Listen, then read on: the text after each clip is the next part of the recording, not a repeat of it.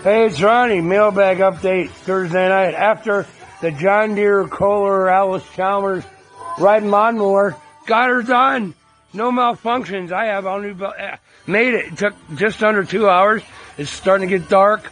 It's down to 80 degrees, which is awesome. So I had all this mailbag stuff for the 77 here, and I was like, "What the hell is this?" First bag I got open was this one, and it wouldn't open, but here's what I got.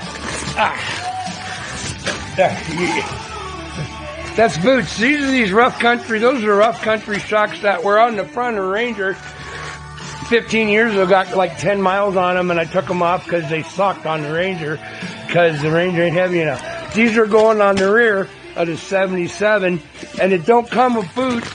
Rough country, you don't come with, you got to buy your own boots, so I'm putting boots on them just like the front. I'm out in the dirt all the time here in the country. So that's what that is. They showed up.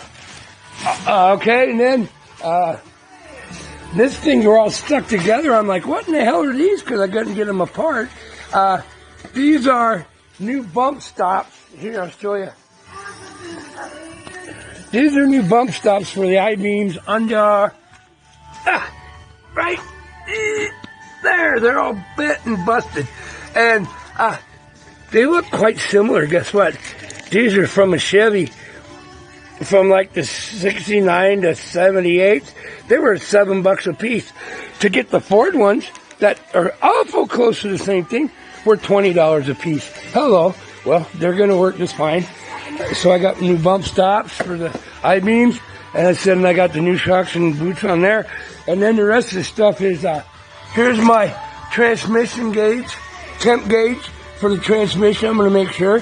And this is a thing to put in the pan so I can put the sensor in. Yeah.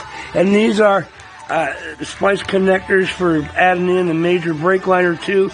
If it's going to be, I'm going to replace the main line from the front all the way to the back. But if it depends on top it is, make the whole thing or splice it in just under the master cylinder. And then all this is wiring. And this is 25 feet each one of silicone coated outer coating wire at Spexpol I used for my quadcopters and airplanes. High temp, anti-scuff, don't crack, don't break over time, and heat shrink connectors to do all the wiring and all these connectors, because that's what we need to make the new dash and put all of this that's burnt all the way from here that went into